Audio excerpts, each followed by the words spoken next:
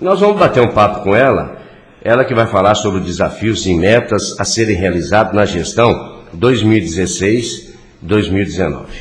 Eliane, primeiramente queria te cumprimentar, o meu bom dia a você, e gostaria que você já colocasse, né, gente, se você é a primeira vez candidata, se você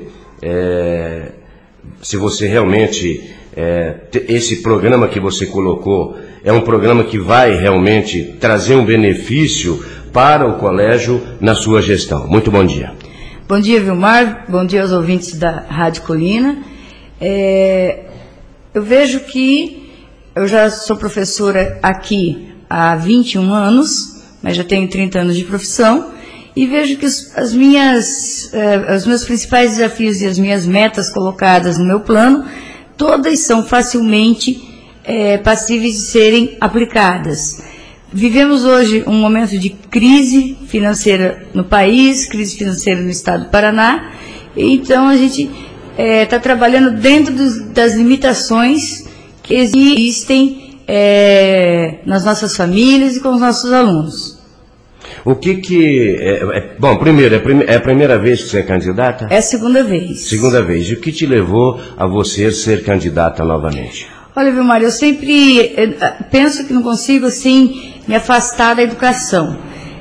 Mas vejo também que a educação ela precisa de determinadas mudanças, principalmente no que se refere à gestão democrática, a uma educação onde os pais tenham a maior participação e a comunidade também.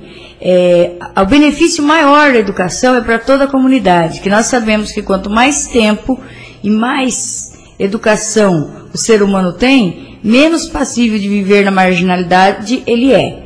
Então, um aluno que está dentro da escola por mais tempo e que tem mais vontade de estudar, ele é aquele cidadão que ele vai dar menos trabalho para a sociedade.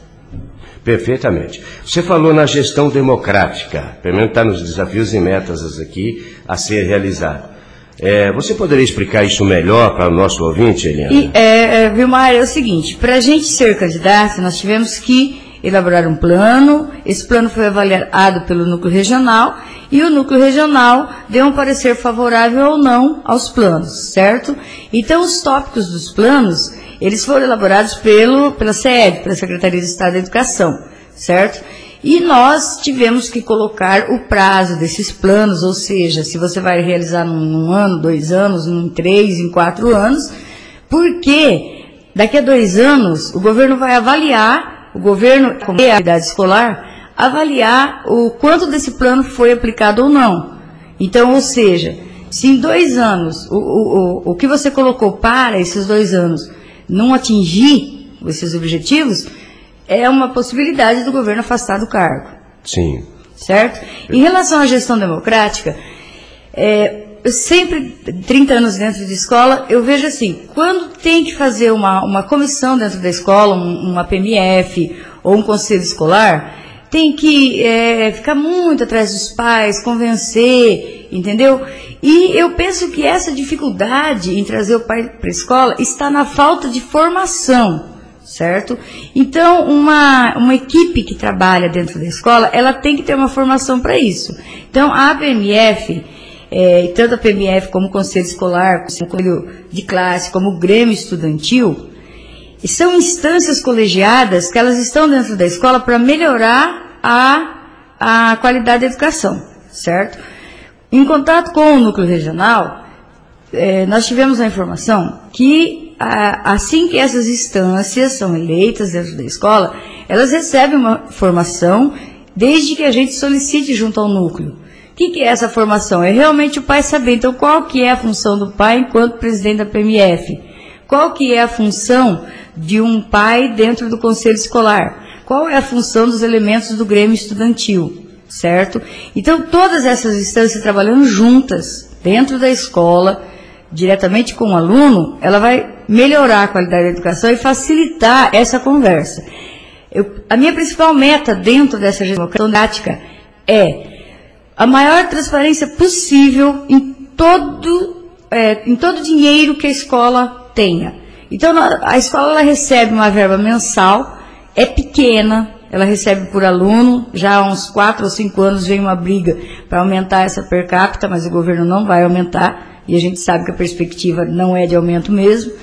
Mesmo assim, tem que ter uma prestação de conta pelo menos a cada mês, ou pelo menos a cada 2 meses. Por quê? Quando o pai chega na escola, ou o aluno chega na escola, ele encontra uma escola limpa, ele encontra uma escola com fechadura, com vidros, com janelas, com cortinas. Mas o pai não sabe de onde vem esse dinheiro, certo? E como esse dinheiro é gasto. Então, mesmo esse dinheiro que vem do Estado, que é pouco, e mais a cantina, que nós temos uma cantina dentro da escola, né? Mais essa cantina, esse dinheiro ele tem que aparecer onde ele foi, mesmo que seja nos mínimos detalhes, certo?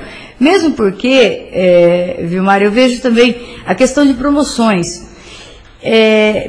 Penso que a escola ela tem que pensar muito em realizar uma promoção. Por quê? Porque nós não podemos falar dentro de sala de aula que nós temos que combater o alcoolismo, que nós temos que combater a violência, e a gente realizar promoções onde envolva bebida de álcool, onde envolva esse tipo de coisa.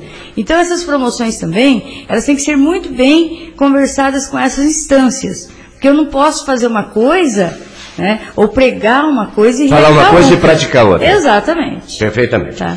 Olha, então vamos dando seguimento, que são bastante coisas, e eu quero que você coloque tudo, né? Os desafios e metas a ser realizados nessa área de gestão. Falar um pouquinho da avaliação, Eliana. Melhorar o índice, né, do IDEB, que atualmente é 5. Atualmente é 5, e dentro do plano também a gente tem que pôr uma perspectiva de melhora, correto? O IDEB é o Índice de Desenvolvimento da Educação Básica. Então, veja bem, tudo que a gente trabalha dentro da escola, a gente trabalha nessa função, porque é números, nós precisamos desses números, de acordo com esses números, são liberadas até verbas federais, então a escola ela tem que atingir essa meta, certo? A nossa pretensão é aumentar, sim, evidente, e como fazer isso? O principal trabalho que eu coloquei no plano é incentivar a leitura e o raciocínio lógico. Então a gente vê assim, os alunos, eles estão dentro da escola e fora da escola os atrativos são maiores. Infelizmente é verdade, né? Então os alunos, eles estão dentro da escola cumprindo o básico deles. O professor dá aula, o aluno está lá. Nós não conseguimos saber realmente se esse aluno está aprendendo o que nós estamos tentando passar. Por quê? Porque o resultado da educação, ele tem que ser visto fora da escola. A escola, também gostaria, Vilmar, de colocar bem claro, que o objetivo da escola pública é formar para a cidadania. Quem forma para passar em vestibular ou em outras avaliações externas ou concursos é a escola particular. Sim. Na formação da cidadania, o que a gente espera do que o nosso aluno saia do ensino de 9 anos, que nós terminamos o nosso ciclo, é fundamental 9 anos. O que a gente espera que esse aluno saia de lá? Então a gente espera que ele saiba conviver em sociedade e utilizar. Então a gente sente que há uma distância entre a teoria e a prática, certo? Então nós temos alunos que leem dentro da escola e estudam para as provas. Mas se você pegar um texto de circulação social, como por exemplo, uma conta de energia, ele não sabe interpretar. Porque não é uma coisa que ele fica usando, né? Uhum. Então, esse projeto de leitura que nós vamos realizar, ele vai para a escola todo tipo de texto que circula socialmente, certo? Textos assim que, às vezes, até dentro da casa, a família não... mas isso daqui é de escola, né? Então, mas essa prática que o aluno tem que ter. Ele tem que saber ler um texto fora da escola e saber usar. É a mesma coisa a questão do raciocínio. Então, você trabalha lá muito, você trabalha matemática, você trabalha conteúdos dentro da matemática. Mas será que o nosso aluno ele está sabendo usar essa matemática fora da escola? Por exemplo, num período de crise, penso eu que as famílias devem estar segurando o máximo possível a questão da economia. Então, por que fazer economia? Quanto se gastava há um mês atrás de energia, quanto que aumentou gastando os mesmos quilowatts? Exato. Então, quando a gente forma para a cidadania, a gente tem que pensar nisso. Tem que ter essa consciência, né? Exatamente. Perfeito. Então, dando seguimento, a gente sabe da dificuldade de aprendizagem ligados à leitura, à interpretação e também em cálculos. A prática pedagógica, o que você teria para falar para a gente? Então, Vilmar, nós temos assim, a busca de projetos dentro da escola e de parcerias. O que são essas parcerias? Buscar as parcerias com as faculdades da região e trazer para dentro da escola os acadêmicos do curso de matemática, do curso de letras ou de outras áreas. Para quê? Para que se trabalhe em contraturno com esses alunos, entendeu? Porque, olha, Vilmar, nós temos que cumprir as horas, que são 4 horas de aula por dia e 200 dias letivos no ano. Então, quando você pensa em trazer uma prática pedagógica diferenciada, você também pode usar essa parceria, que como eu insisto em colocar, que a comunidade, ela tem que ir mais para a escola, para ela sentir mais o que é a escola e se envolver com esse objetivo de formar o cidadão, tá? Então, a prática pedagógica minha é essa, é voltada mesmo para um incentivo ao trabalho com leitura, com raciocínio, raciocínio lógico, para que o aluno saiba realmente sair da escola e usar o que aprendeu. Que maravilha. Você fala também, dentro do seu plano de trabalho, a readequação e reformas do ambiente escolar, quer dizer, esse ambiente físico. Ok. Olha, Vilmar, eu vejo que hoje, né, apesar de a gente morar numa cidade pequena, a gente já percebeu que está, assim, a violência desse ano, inclusive, esse ano de 2015, os assaltos em Borrasópolis, outras formas de violência também aumentaram. Questão de drogas, infelizmente, é uma realidade, mas a gente não pode também tapar o sol com a peneira, né? Então eu vejo que a escola a Humberto de Alencar Castelo Branco, ela tem um prédio ótimo, só que ela é uma área ampla e ela tem acesso a todos, né? Por quê? Porque ela tem um portão grande, quem conhece sabe, lá no final do calçadão, e aquele portão não tem guarda também, há muitos anos que os governos tiraram isso da educação, o guarda. Então, não é uma vez, são várias vezes que eu já percebi, que entra na escola qualquer pessoa, certo? Então, quer dizer, se eu mando meu filho para a escola, eu tenho que ter a segurança de que ele está lá com quem? Com mais alunos, com professores, com os agentes. E a gente percebe que qualquer pessoa pode chegar no pátio da escola. Então, a minha pretensão é mudar a secretaria de lugar. Para quê? Para que qualquer pessoa que chegue na escola, ela tem que passar pela secretaria primeiro para saber o que ela está fazendo lá dentro da escola. Correto. Né?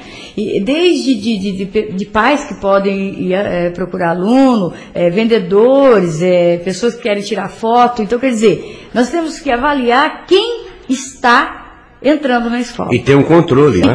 Ter um controle, exato, né? A gente pode pensar que não, mas como acontece em cidades maiores, de pessoas que entram na escola para vender droga, ou que entram na escola para...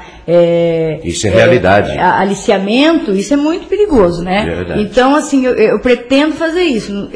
Isso daí eu pretendo fazer nos 4 anos. Não é uma meta que eu tenho para fazer já. Por quê? Porque todo o plano, Vilmar, foi avaliado pelo núcleo e nós tivemos que colocar de onde sairia o dinheiro. Porque o envolvimento do governo é mínimo, certo? Então, nós tivemos... Infelizmente, né? Infelizmente, né? Então, é uma pretensão para criar um fundo da PMF só destinado a isso, para fazer essa mudança de local, entendeu? Mudar a secretaria, isolar o portão, teria que fazer um muro, né? Esse portão lá ficaria aberto somente das 7h15 às 7h30, que é o horário inicial da aula, e depois, da parte da tarde, ele abriria 1h15, certo? E Sim. Ficaria aberto somente para a entrada de alunos. Depois disso, entra na escola somente quem passar pela secretaria. Correto. Na questão do ambiente educativo, respeito à diversidade, o que você tem a dizer? Olha, é um assunto, a diversidade, só nos últimos anos que ela tem ganhado força. Eu acho que nós estamos por um caminho realmente de respeito a todos, certo? Eu acho que você, a nossa geração, a da Kelly não, que a Kelly é bem mais nova, né? Mas na nossa geração, a gente estudava o quê? Por exemplo, da cultura indígena, né? A gente estudava dia do índio, 19 de abril. Na questão da cultura da afro, a gente ficava dia 13 de maio falando da escravidão. Não é isso, né? A gente tem que pensar numa diversidade onde raças, cores,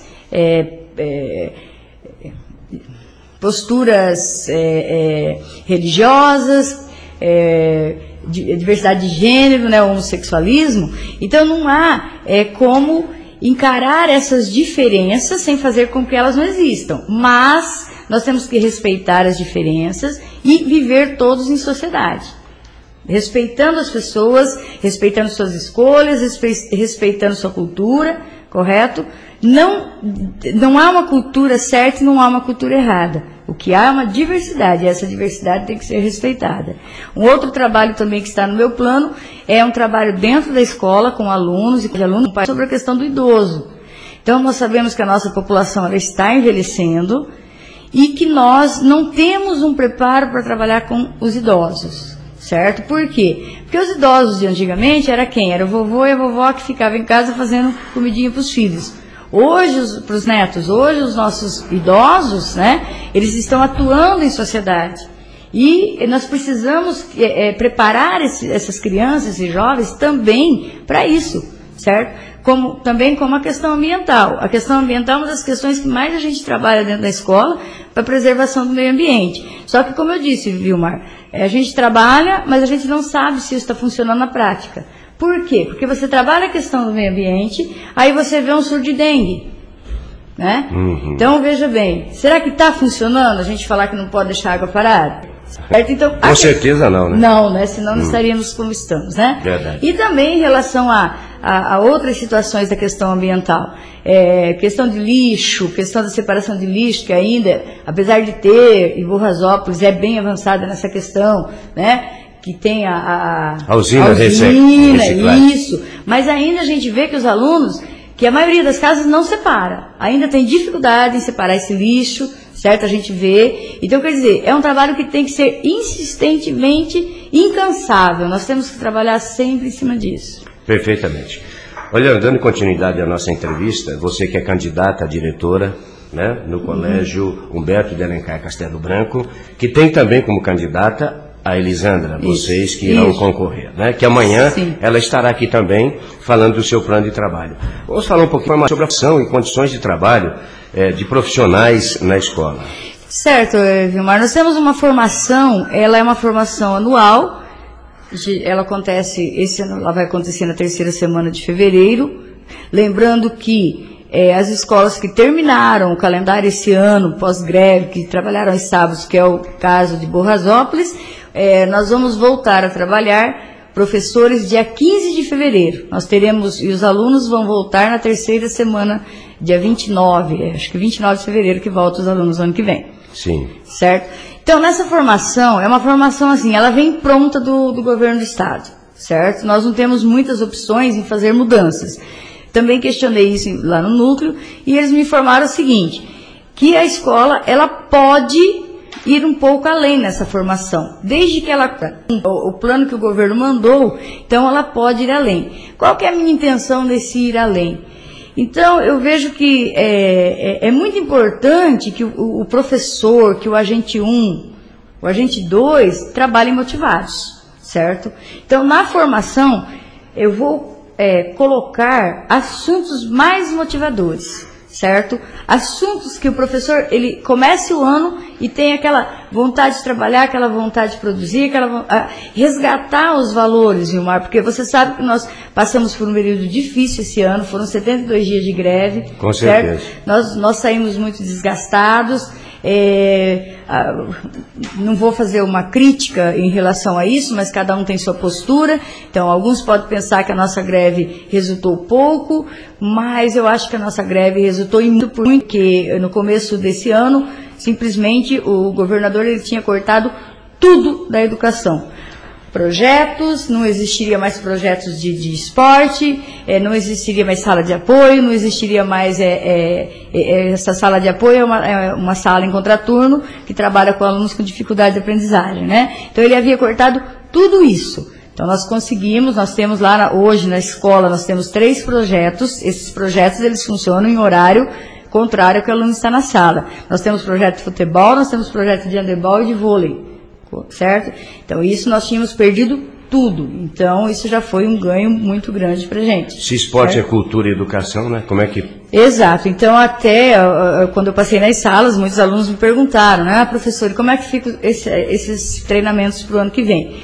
Então, nós não podemos falar nada ainda, que nós não sabemos quais serão liberados. Só no dia 15 de fevereiro que nós vamos saber quais projetos ainda a escola vai ter, certo? Bom, assim, sobre o seu plano de trabalho, eu tenho mais uma pergunta, é a questão do acesso, permanência, sucesso do aluno na escola.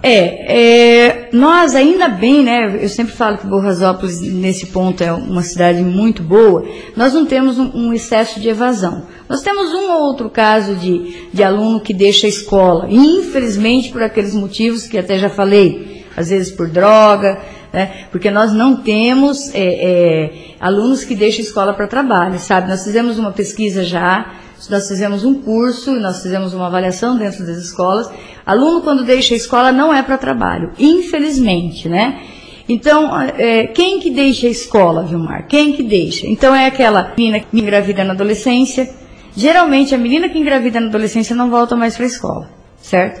É aquele menino que começa a beber, infelizmente, usar o álcool, depois do álcool ele acaba indo para as drogas. Esse também, ele não fica na escola, infelizmente ele não fica. Então, para garantir esse acesso e essa permanência, o acesso é garantido por lei, porque a educação é obrigatória e gratuita, certo? Então, para garantir a permanência, o que a gente tem que fazer? A gente tem que trabalhar em cima desse grupo de risco. O que é um grupo de risco hoje dentro da escola, né? Os professores, equipe pedagógica, a gente sabe na escola quem é o grupo de risco. Então, um trabalho efetivo em cima desses alunos. É um trabalho também que está no meu plano sobre essa garantia, é trazer para a escola a patrulha escolar. Há muitos anos que a patrulha escolar não tem vindo para a escola. A patrulha escolar, ela vem, através do fórum, vem para a de faxinal, né? Sim. Eles vêm, eles dão palestra para esse grupo de risco, eles vão colocar direitos e os deveres, entendeu? E quando a gente perceber que há algum aluno envolvido com isso, a gente tem que buscar os recursos do município, certo? Nós temos o CRAS. O que é o CRAS? O CRAS, ele tem que fornecer um trabalho de assistência social para quem? Para esse grupo de risco, correto? Então, eu também gostaria, assim, muito de buscar essas parcerias, certo?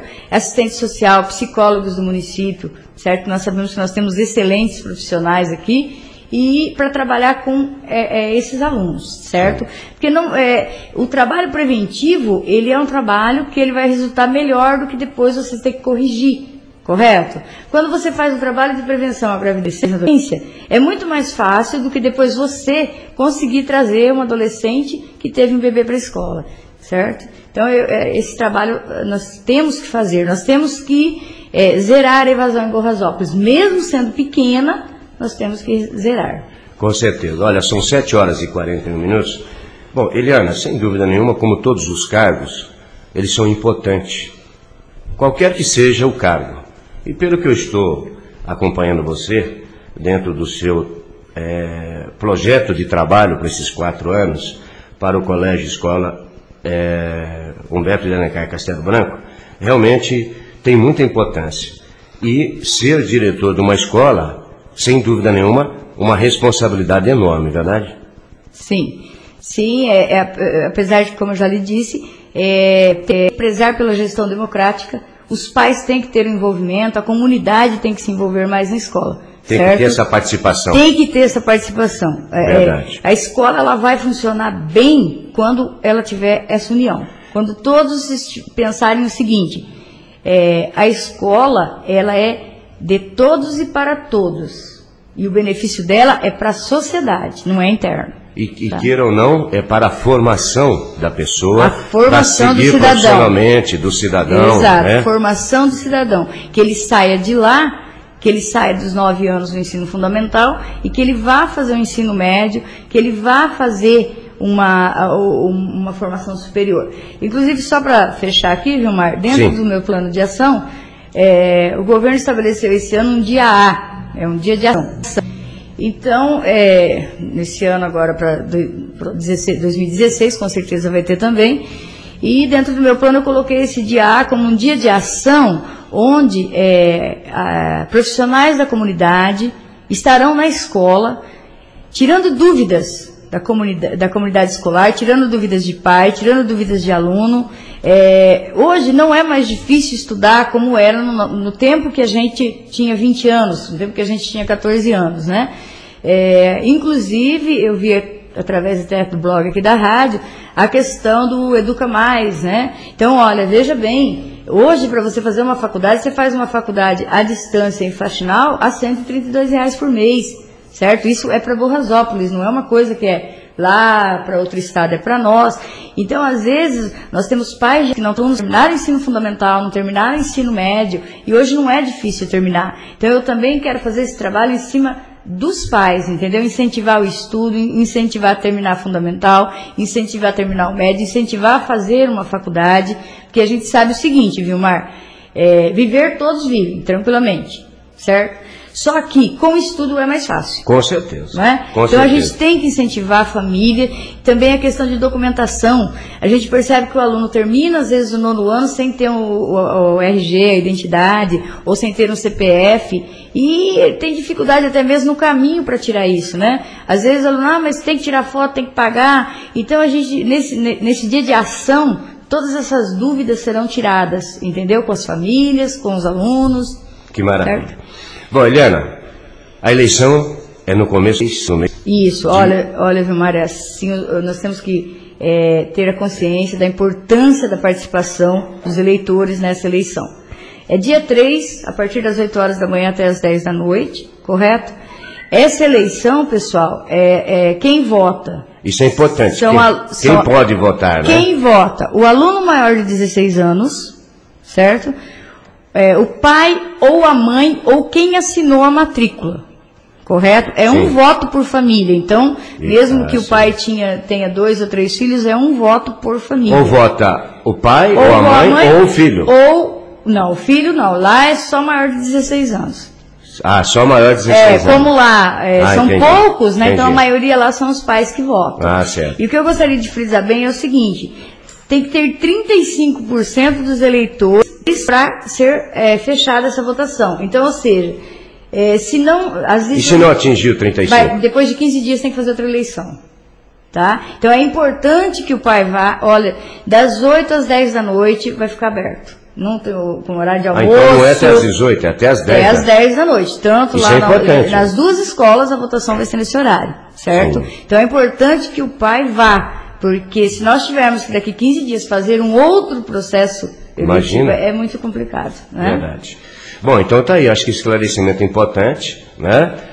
Pode votar a quem assinou ou maior de 16 anos, não é isso? Então provavelmente vai votar o pai ou a mãe, né, Eliana? O pai ou a mãe, né? Sim.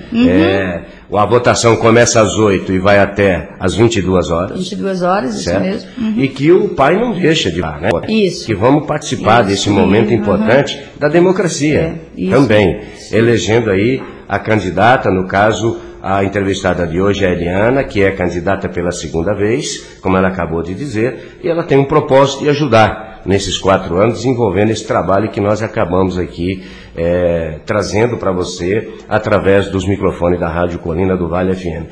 Queria deixar você à vontade, né, para suas considerações finais, agradecer sua presença e dizer para você que a Rádio Colina sempre está à disposição. Sim, mais uma vez também gostaria de agradecer a Rádio Colina, que sempre nos acolhe, sempre faz o trabalho de interagir a escola com a comunidade e pedir